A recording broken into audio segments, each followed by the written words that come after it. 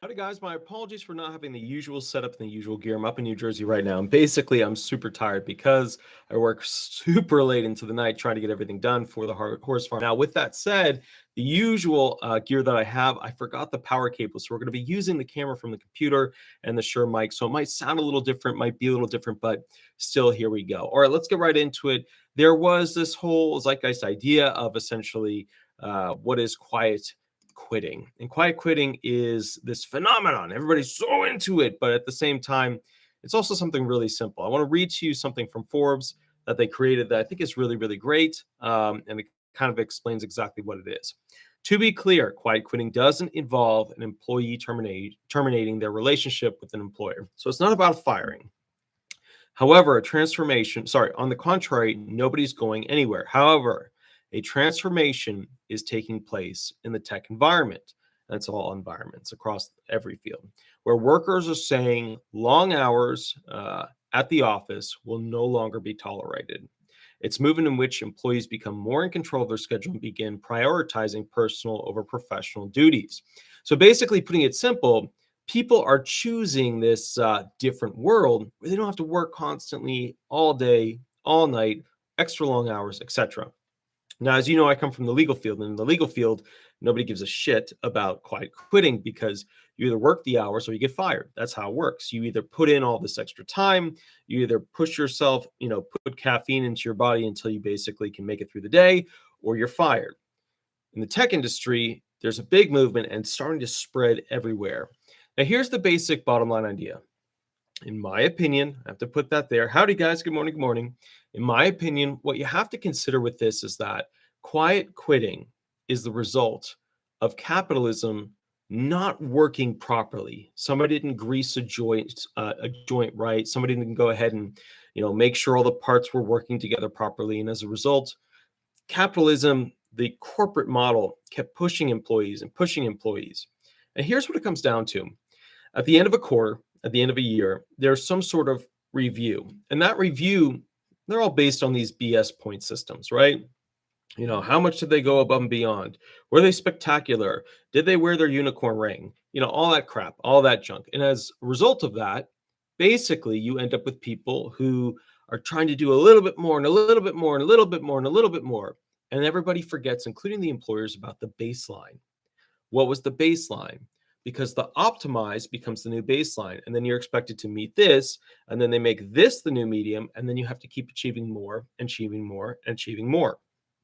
Now, with that said, these are the 7 levels. And then we're going to specifically talk about disabled and retired people, how they interact with this idea of quiet quitting. But these are the 7 levels that essentially make up quiet quitting. All right. And remember, this is how it breaks down in a logical, actual sense. All right, here we go. Number 1, first is your personal placement acknowledgement. That's where you realize where you're at in life. A lot of people never even achieve this. They don't sit down. They don't take a moment for themselves. They don't say, where am I at with life? What do I have? Where am I going? Where am I at? Right? These basic questions, looking in the mirror is like the first step of it. What do I have? What do I like? What do I not like? Okay. Number 2. Second is the assessment of a changed trajectory, right? Would reducing quality services and work product cause irreparable harm to your daily upkeep or future longitudinal progression? That's a fancy way of saying, okay, I don't like where I'm at. I don't like what I've been doing, right? And then you say to yourself, where would I like to be? How do I get there? What's the trajectory like in my life to get to that place? Number 3. Third, testing the reduction of daily tasks. What is acceptable? What is noticeable? And what immediate versus short-term repercussions are there? Okay, so this is where you start going to work. You're doing a little bit less, and a little bit less, and a little bit less, and a little bit less, right? And you're testing the boundaries. You're waiting for the employer to say, hey, what the hell? What are you doing? Why don't you do that? Normally you do it like this. This is much better. Well, hey, you're testing the boundaries. Number 4, establishing a new work perspective, in that you know what you can get away with and fill in those new work created gaps with things of relevance to your state of well-being. This is where you get into that whole like actually improving your work-life balance. Okay, so the fear and anxiety of losing your job at this point is gone because you know what's acceptable. You know what's okay to not do and what to do. You've gotten in trouble where you're going to, you've set your new standards. And now this is an important part because that optimized line, right? Where the employer's like, okay, we want to see you achieve this, and we want to see you achieve this, and we want to see you achieve this.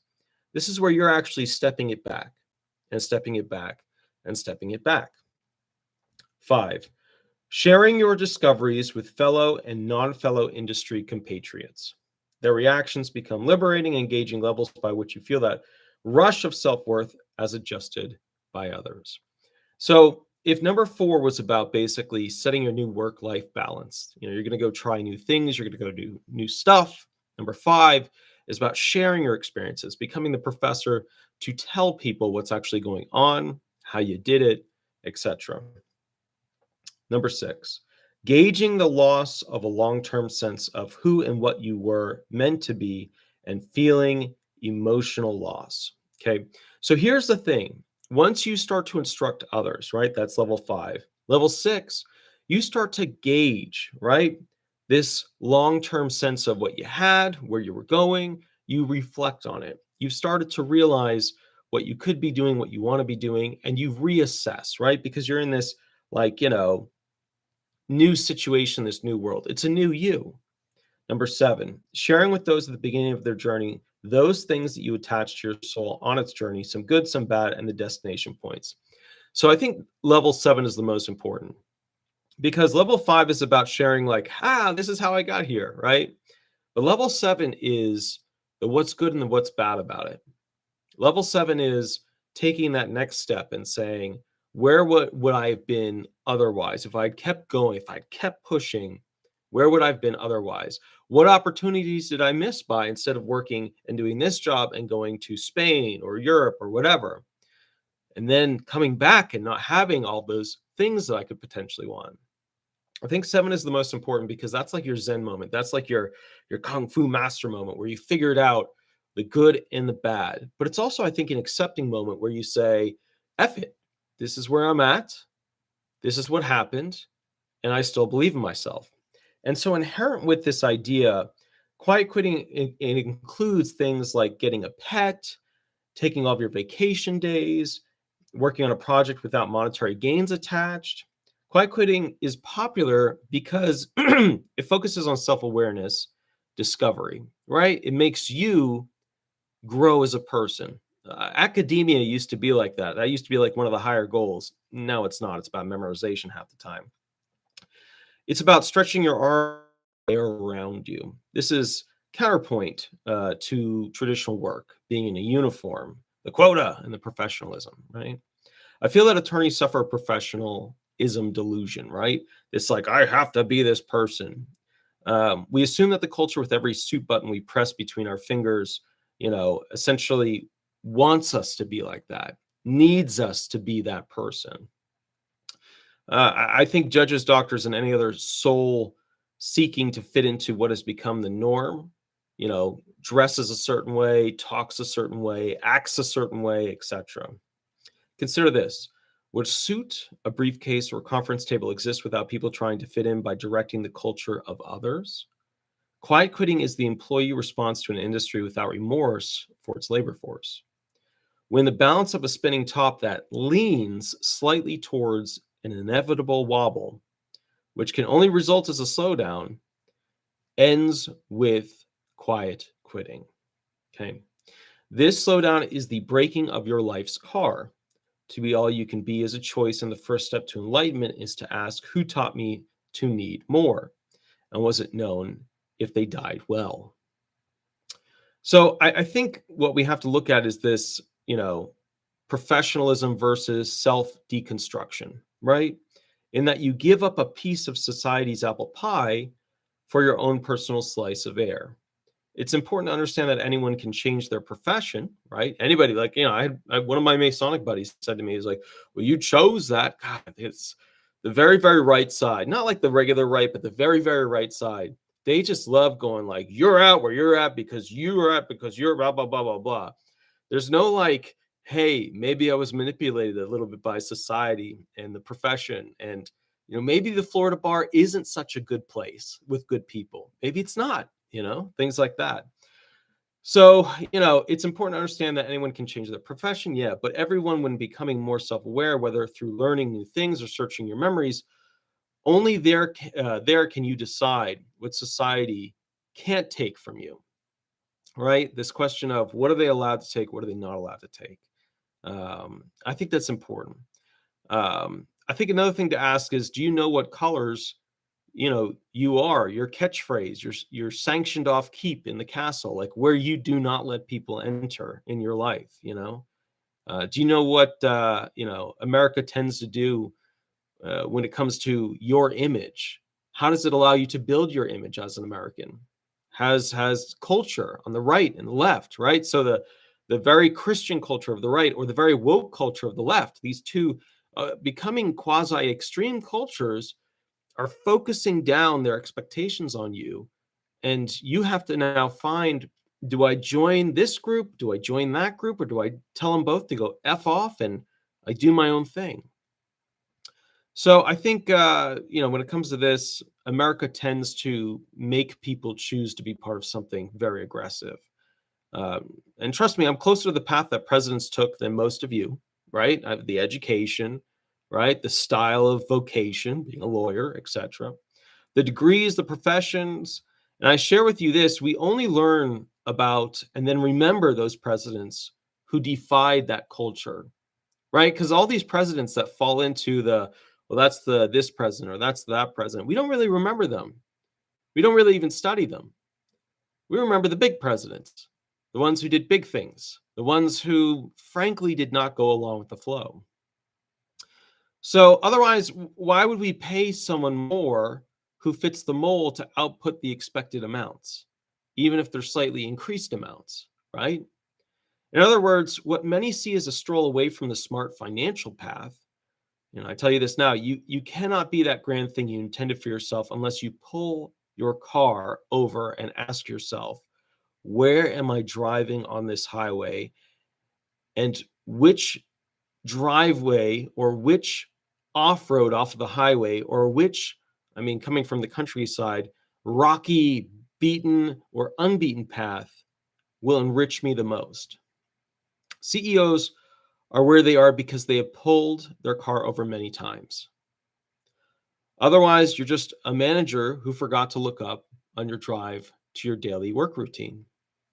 Now, I think that this is incredibly important because people are in this situation where they're just constantly pushing and beating the drum and pushing and beating the drum, and then they get nowhere. I have a couple of claimants where literally they've been pushed to the levels of not having traditional sanity, sanity, because they've unfortunately worked day and day. And I'll be honest with you, a lot of people lose it when they work at fast food for so many years. Like if you worked in fast food for 20 plus years, your sanity is just, it's not like it used to be. The abusive culture of people being aggressive towards you, the culture of it needs to be done right now. That machine is beeping, get it done. Hurry, hurry, hurry, hurry, hurry. To some degree, machines will make a lot of that type of business go away. And that's not necessarily a bad thing. To me, the biggest industry that we're going to have in the future that is a good thing is space travel and creating space products. The phone that we have here won't work on Mars. It just won't.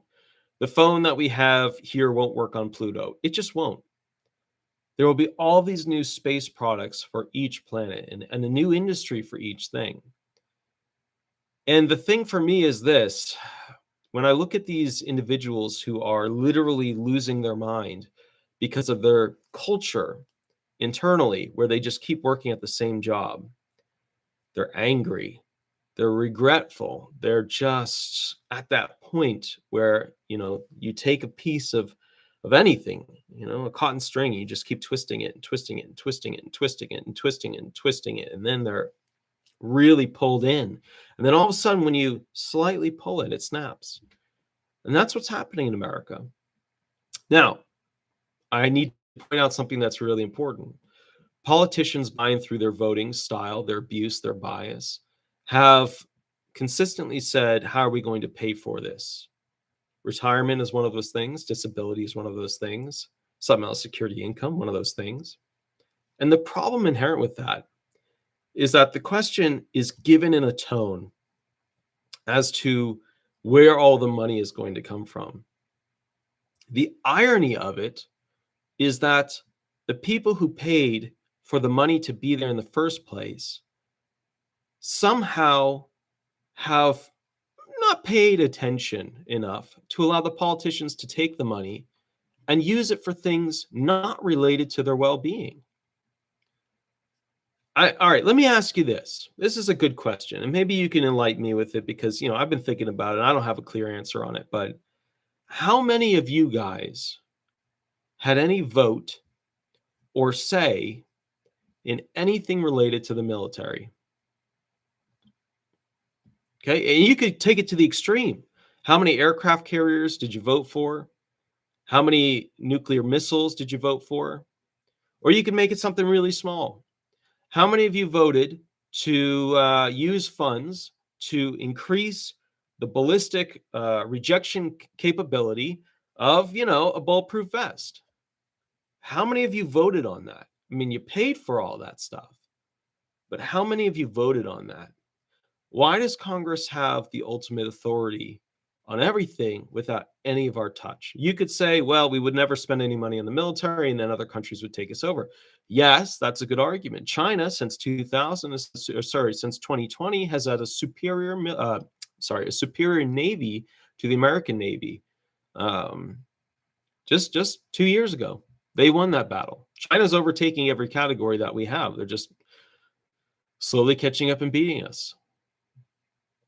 So what we have is an America that just constantly pushed the agenda of go, go, go, go, go. And now most Americans are to some degree burned out. And that sucks because the politicians have left us in a place where they've abused funds and thrown funds to all these different countries, all these different projects that did not directly help the United States people.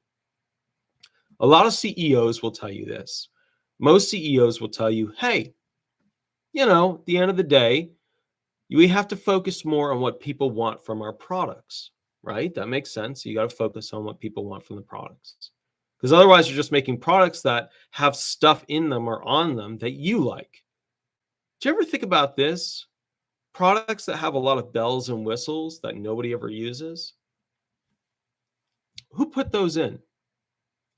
Those were achieved and approved by the CEOs because they didn't focus on specifically what people wanted. They didn't focus and narrow their attention specifically to what people were going to use. That's one of the greatest problems with our politicians. I mean, they are like fur on a string of a young dog that's just impossible to hold on to. It's barking and flipping around and jumping. They're just out of control. And the funny thing is that this country is no longer in one of those situations where it's trying to, basically do a better job and this and that. It's so out of control that most of the laws we have to put in place now are some form of rebalance to just try and keep the thing moving forward like a disabled ship that's all over the damn place. Why do we have stimulus payments? A fourth stimulus, a third stimulus, the second stimulus, the first stimulus. We had those because of a massive imbalance. We didn't prioritize the American people enough during that time. So we had to do this big stimulus situation. States are doing it. It's going to keep happening. And as a result of all of this, we have to ask ourselves, do we have great politicians? Do we have a great leader? I'll be honest. I was a big supporter of the ideas, whether it would come from Trump or Biden, but Biden was the one pushing them, that he had for those who are receiving disability benefits and who are retired. He has enacted zero of those ideas. Once again, zero of those ideas. Now, a lot of the super Biden supporters will say, well, he's not the one who makes law. Well, that's true. In an orchestra, right?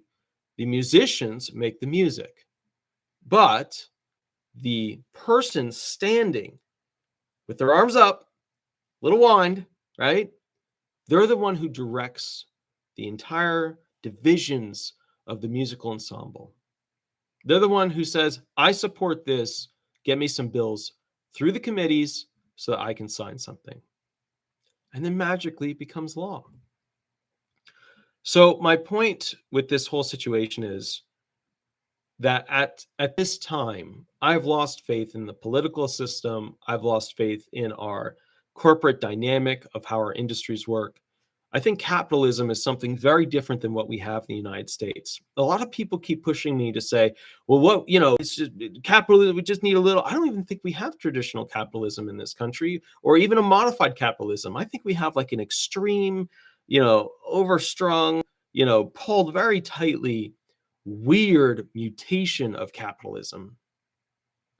People always make these arguments that, well, these three people have, such and such amount of the wealth of the country, and da da da da da da da da.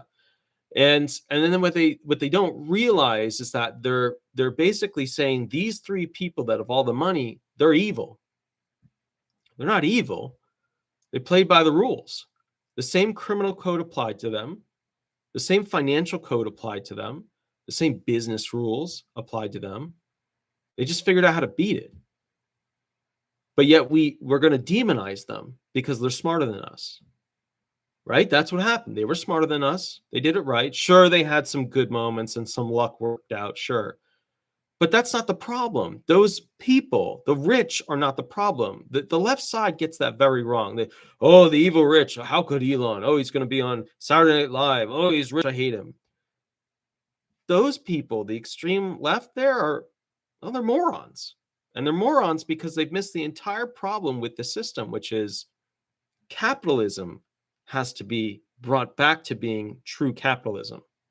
You can pick on the people who are winners all the time.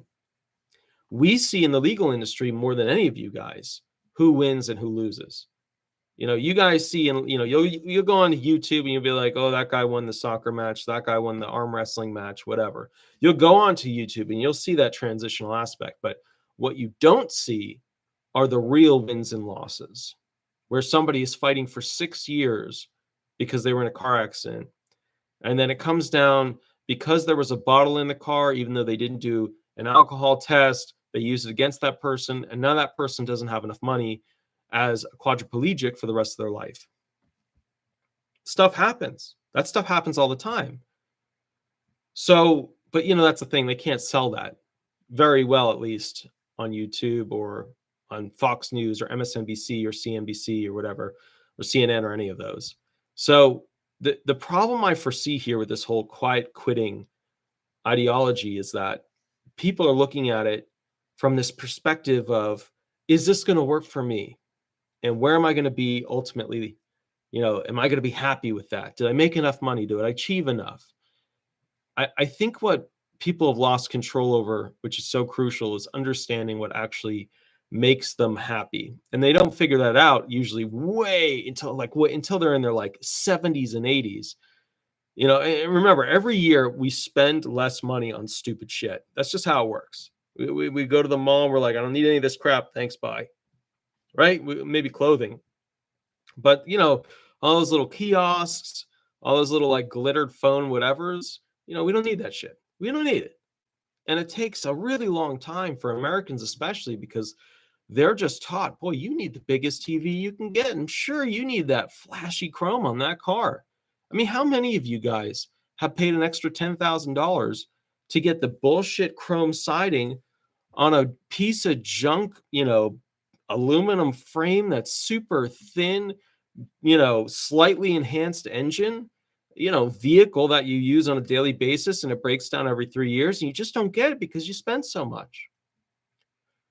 So the problem that we're having is that at the end of the day, people don't take a moment. They don't literally stop their car, pull over, right? They pull over, they stop their car, and they just sit there and they ask themselves, am I happy? Am I where I'm supposed to be? Am I going in the right direction? And that's what this whole quiet quitting is actually about. Yeah, you could say it's about just, bringing it back, leveling it down, just, taking a moment. You could say that, but that's not the end result of it. The end result of it is the work life balance. And what the problem with that is that most Americans have been fed such sugary, crunchy cereal crap their whole life. Their work life balance, they're thinking like, I either go on a massive, amazing super cruise, I go to Florida, I get on the giant boat, I go to an island. Wow. Though there's so many things that you could do that put you on the right track. And some of you will hear these following things and you'll just be like, well, that's stupid. But these are things that could get your life on track. Going to a random field and watching birds.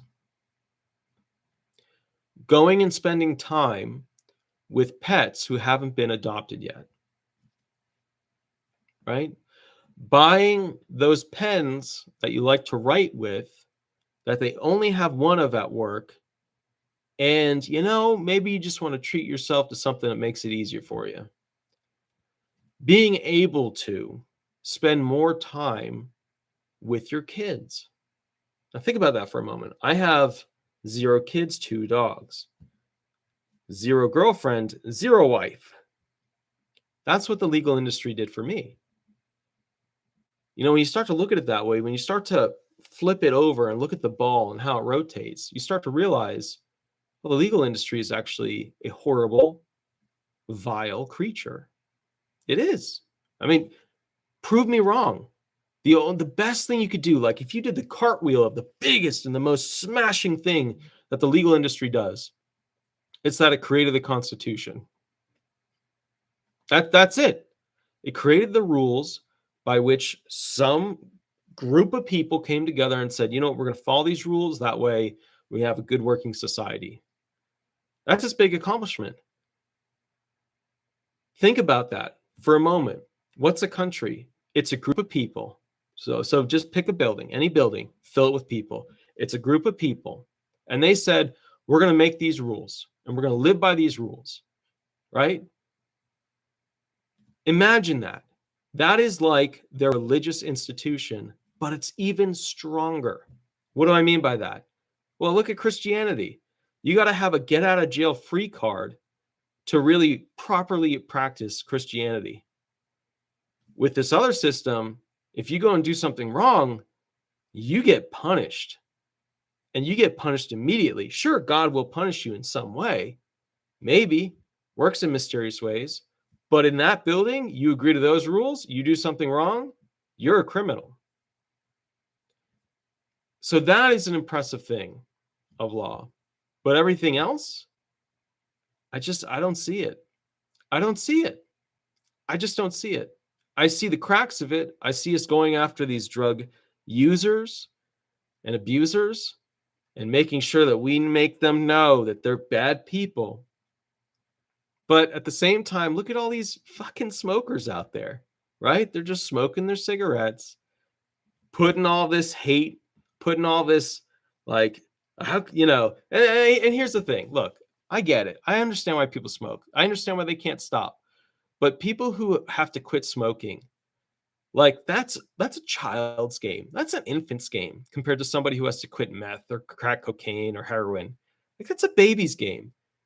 So if we acknowledge the reality of our legal system, creating a punishing, I mean, that's what it is. Like if you're a judge, you're an attorney that's been in this long enough, you realize our system works on punishment. Nobody's like getting a puppy when they follow a law, right? Other than maybe like the idea of you worked hard in society and financially can now afford one. But no lawyer is like walking up to you and like giving you a puppy and being like, here, you followed the law today. Here's your puppy. Nobody's doing that. Look at me with all my student loans. Look at it. The hundreds the thousands and thousands of videos I've created to help people get through a system that has so many problems to it. Nobody's walking up to me and giving me a dog. Nobody's walking up to me and being like, hey, we're going to forgive half of your student loans because you really helped society. Trust me, the Florida bar doesn't give a shit.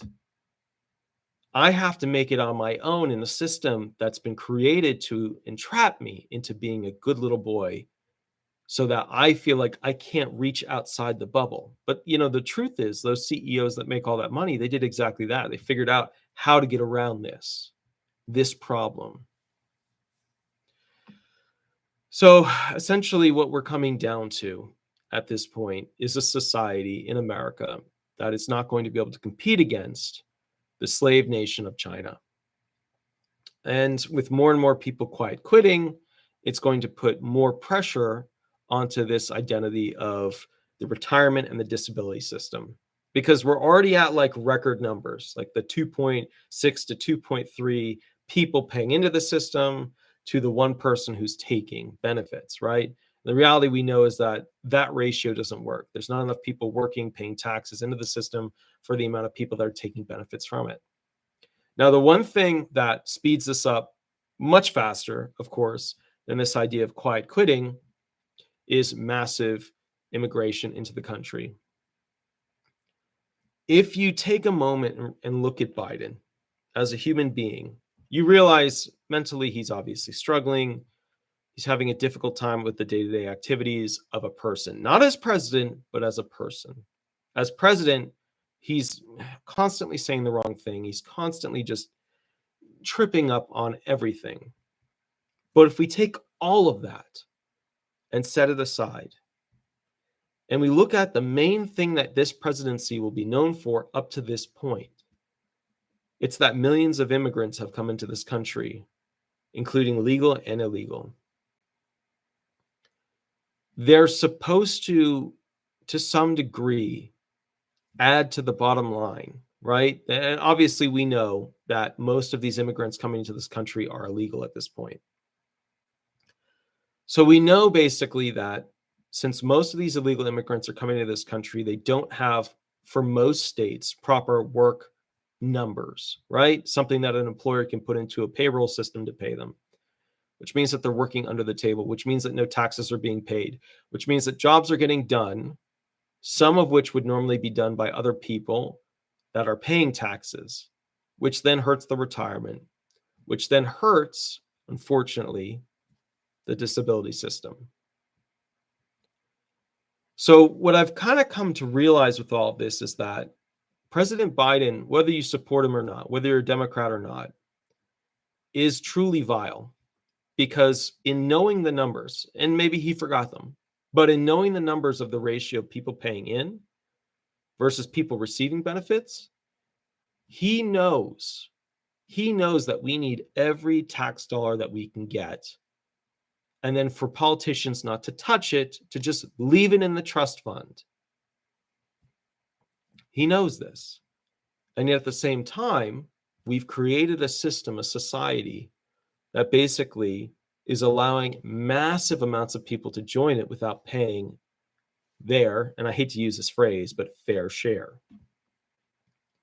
My concern is this: my generation is not going to be able to, well, no, let me put it to you this way. My generation will not de facto in any way or form be able to have retirement like those who are having retirement right now, or those who will be having retirement over the next 10 years.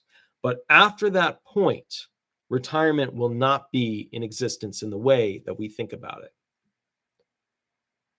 It will not take long for Social Security disability insurance benefits to run low as well and then run out.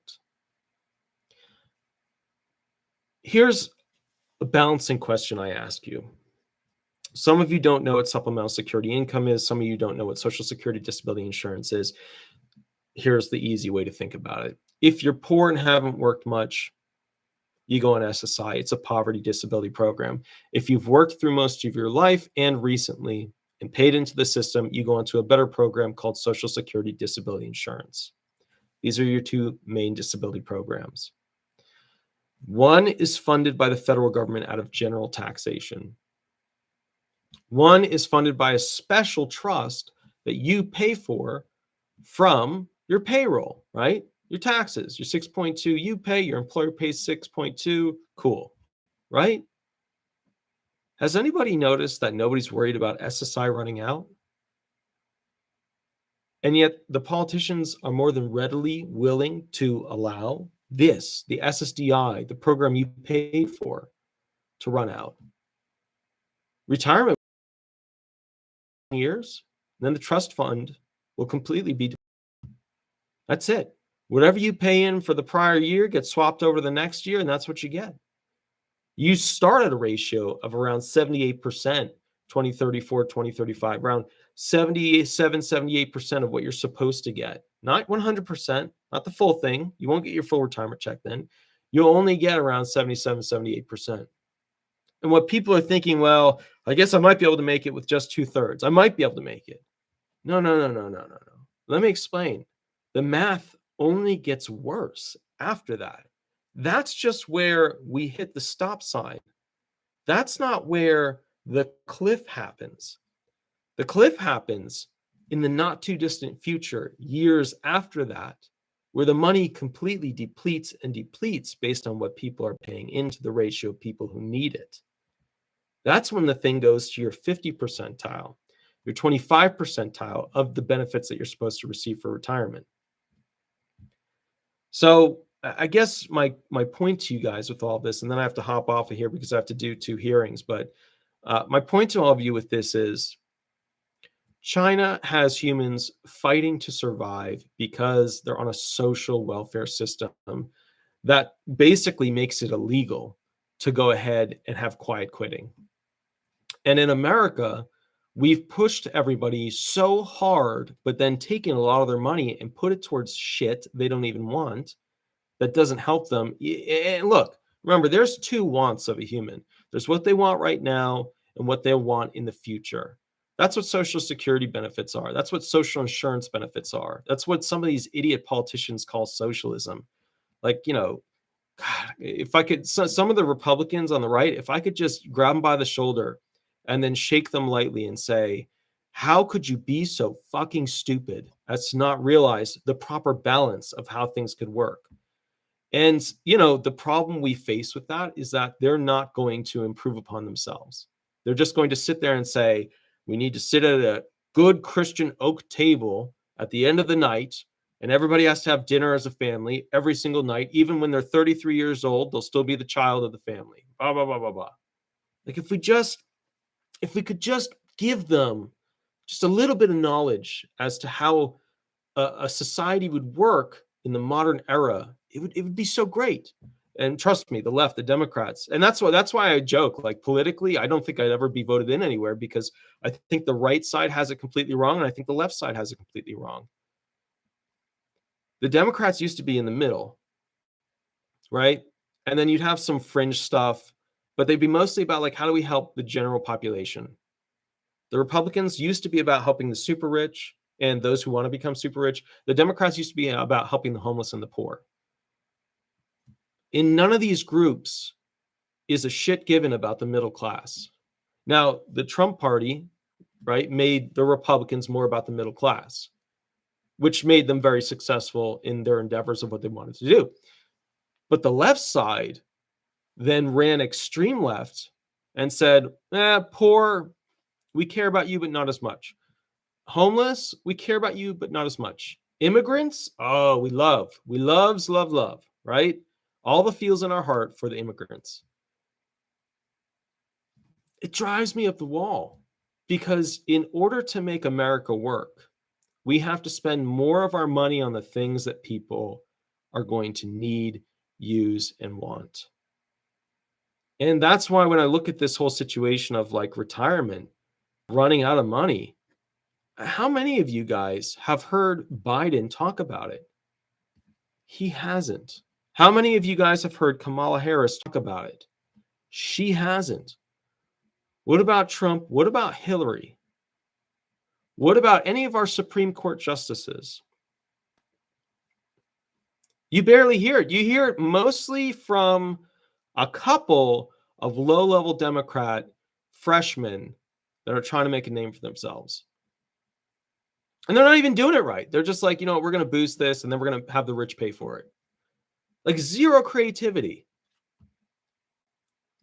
I think what we have to do is get a new CEO of America.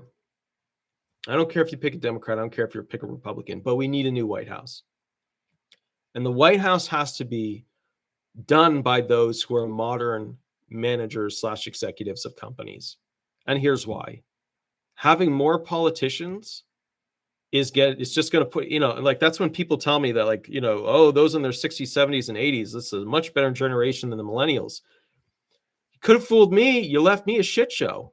You left my generation a total and complete shit show. Like, I mean, you want me to hire Joseph Biden again? You want me to pay for that guy to be president?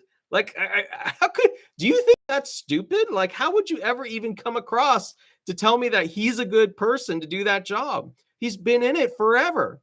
If I were in an industry, I would have invented new magical ways to make it way better by now. Like, I would have had the 15th black belt by now. He's still working on his yellow belt, trying to basically get to his blue belt.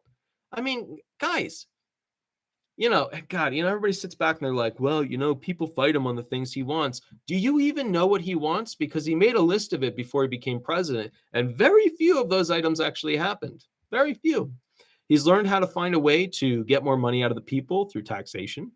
He's kind of put out a helpful rule when it comes to medication, but it's not really. It's not even during his presidency, and most of his next, if he gets reelected, will not be effective towards medication prices decreasing. In fact, the main thing that they're selling you with the decrease in Medicare is purely based on one drug, the Alzheimer's drug, not being effective at the level that they thought, and a reduction in price so that the government doesn't have to pay so much per pill. This is not Biden stuff. This is not like he's a genius sitting there writing bills and just creating ideas. Has anybody noticed that the think tanks of America have been sleeping for a while? Like, we're going to come out with this great idea. It's going to be amazing. And maybe it's because a lot of the tactics they originally used have just realistically failed, right? Remember the think tanks of early 2000, right? Or like the death tax or the words we're going to use. Most Americans aren't falling for the same crap anymore, which is a good thing. It's a good thing. It's a great thing. But at the same time, it's like, but where's the creativity? And that tells you we've just been manipulated all these years. That tells you that those older generations, those in their 50s, 60s, 70s, 80s, they were just manipulated over and over and over by the politicians. In fact, it's the millennials who are sitting back constantly screaming. Some of them are screaming for the far left. Some of them are screaming for the far right, although the far right is not a good area for the super youth. Those in there, just turned 18 to 25. The right side, the Republicans rarely find an ability for the youth there, which obviously, let's call it like it is. Let's just be very, very on point. The Republican right side for an 18-year-old is not a place of solitude, because the rights of people are put secondary to the religious desires of an entire category of people, 50, 60, 70, 80-year-old, 90-year-olds, that they believe their religious beliefs should dictate to essentially the rights of another person. At the most fundamental way, we're talking like human rights for bodily function. I mean, let's call it like it is. Ain't no 18-year-old going to join the Republican Party with that being what it is. It's just not going to happen. I got into a fight with my father about it the other day. He's like, well, I get the life of the child and this and that. I'm like, dude, where's she going to get?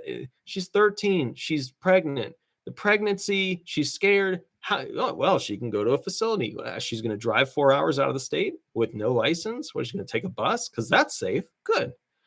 I just, we get into this. And that's the reality of it.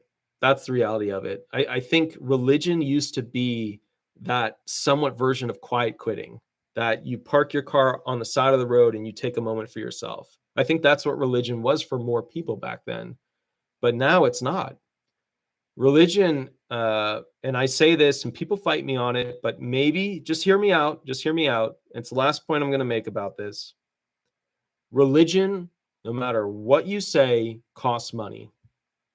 Whether it's your time that you're putting into it, whether it's the money that you're donating, whether it's the money that is asked of you. Like a lot of people that watch this channel are Christian. I realize that, but obviously I have a Christian dad, a Jewish mom. And so I've seen different religions because I've been more open to the idea of studying more religions. Religion costs money, no matter what you do. Whether it's the clothing you have to buy to attend the ceremony, whether it's the special weekend event that they're throwing that they expect you to put money into the little glass jar, whether you're donating to repent, religion costs money. And I got to tell you this, religion is an amazing thing because it allows you to believe and be a part of something much bigger than what you are. But it should not be something that dictates the law for tens of well, let's call it like it is. It's not just the millions of people, it's the future generations of those millions of people. That's why the Supreme Court is so powerful. When you push in an agenda, an idea, that's not just for you. That's not just for the younger people. That's for their kids and their kids' kids and their kids' kids' kids and their kids' kids' kids' kids' kids. That's for all of them. It should be illegal for certain religious things to be required. And I say this, I'm not trying to pick on Christianity here. I'm actually trying to pick on Sharia law. Like, how many of you guys think Sharia law should be allowed to go into space? So we have a planet, we're going to colonize it, and we're using Sharia law. How many of you guys see that as, the future, right? The Muslim planet of Sharia law. It just doesn't exist. It doesn't, like, it's something that started on Earth that, we as a people should be very afraid of allowing that to spread, and look at Afghanistan. Afghanistan, it's like, under just a small, short period of American style, right? That's our style. Now women are in a situation where they can't get jobs, they can't get educated, they have to follow the direction and everything of their male counterpart. And if they don't have one, they're like ostracized. Is this something you guys are cool with allowing it to spread beyond Earth? Something to think about. So anyways, guys, that was a way longer video than I intended to go ahead and make. I have to go and call the claimants because I have 2 hearings, but I just want you to understand that I'm really disappointed in the Florida bar. I'm really disappointed in corporate America. I'm really disappointed because it does not properly assess human balance. And they were hoping, the corporations, that computers and automation and machines and bionics would be able to create products much, much, much, much, much faster and get rid of the human working element human. But something I want to point out to you is even when machines replace those workers, 50 years beyond that, you don't have a lot of jobs for humans because the machines have replaced most of those aspects. So what do you do with those humans? Oh, well, then you have to have socialism because then every human needs the resources to be able to live, to be able to enjoy their life. And they can't earn them because all the jobs are being done in some way or fashion by a machine. And the Republicans would be like, socialism is evil. And the Democrats would be like, let's take it all the way to communism. That's how stupid our politics are at this point. Like, that's literally how we're at, Well, people don't realize that retirement is a form of socialism. Disability benefits, a form of socialism. SSI benefits, like the ultimate form of socialism. That's it. People don't realize that. So I guess my point to you is, if you just take a moment and think and pull your car over for a moment and say, where's all this going? You realize that our politicians, they're criminals. They're wartime type criminals, right? Think about it. They did horrific things. Like when they had their trials, the Jewish trials post World War II, and it's still part of World War II, but when they had them to go after the Nazis, that was because they were saying that we didn't have traditional crimes that that were big enough.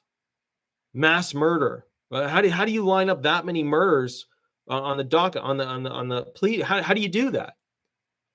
They had to create these new types of titles for these crimes. But that's what our politicians are doing. Politicians are literally committing mass crimes against their own people, the Americans. It's a war where these soldiers are killing off the thing that pays for them. It's amazing. It's amazing. I don't know how we got here. So I think the bottom line is this, where it's all going is that hyper automation is going to replace most work functions. We're not going to need a human to flip burgers. We are not going to need a human to go ahead and read a report. We're not even really going to need a human to go ahead and give us news reports. These machines, these computers will be able to pull out exactly what we want to hear about. That's the truth. There won't be a Dave Ramsey. There won't be a CNN. There won't be these things in the future. They'll be done by machines. So then where does that leave people? Right? The cellular thing that we are attached to. Do we become obsolete? How do we pay for what's obsolete? These are good questions. And we're starting to head there because we are a burned out American population trying to fund programs that need more funding.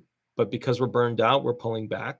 And as a result of that, these funds, these trust funds, these retirement, Social Security, disability insurance benefits, survivors benefits, disabled adult child benefits, they're going to run into financial problems. What's sad is that, and this is the final note, and then I really have to go. If you look at quiet quitting, it is the middle finger to all the things that these politicians do to us. It is the understanding that at the end of this great battle, right? Your life, literally, that's what it is. It's your life. Every time you give 10 years to a company, that's a boop. That's a huge part of your life. It's basically people sitting back and saying, okay, I lost this battle. Where am I going to go for my next field that I want to fight on? And it's choosing the field as opposed to letting these political leaders and managers at corporate jobs dictating to us which field we're going to fight on. Think about that. How popular are YouTube channels that are about farms or off-grid living? Think about that. How popular are YouTube channels that have to do with growing food or how to take better care of animals or, what dogs are up to? That's what people are really into. People don't give a shit about what CEO is, doing something at a company that doesn't directly relate to them making money, right? They don't care. They love like the cute phrases that they come out with, like, oh, Steve Jobs had these 5 successful things that he would do to achieve blah, blah, blah. Yeah, they'll read that article because it's gummy bear fruit that they're just throwing down their throat with the hope of, being enlightened, right? But realistically, how many of you know all the CEOs or what they're up to for, let's say, the top 300 companies that are happening in your state or the top 10 companies that are happening in your county? You don't know because you don't care. Why would you? So why would you? Right? You're sitting there like watching dolphins eat fish and dogs, jumping off of stuff and, cats trying not to swim, blah, blah, blah. Because our focus is something that we haven't figured out how to say, okay, what a human wants, what a human will want in the future. How do we give them more of that? I got into a fight with a person about the importance of retirement. I still stand by that retirement is incredibly important. It's more important than we give it enough credit for. It really is. But I will say this, when people have a lot of money, they lose focus of that because they're set. The human brain doesn't give a shit about people when it's set. If it were me, the next president you vote in, right? If I would just give you a word of advice, don't vote in a rich person. Vote in a poor person. Guys, I'll catch you a little bit later. You have a wonderful night. I'm sorry this video took so long, but we'll go from there, all right? I'll catch you a little bit later. Thanks so much. Bye-bye.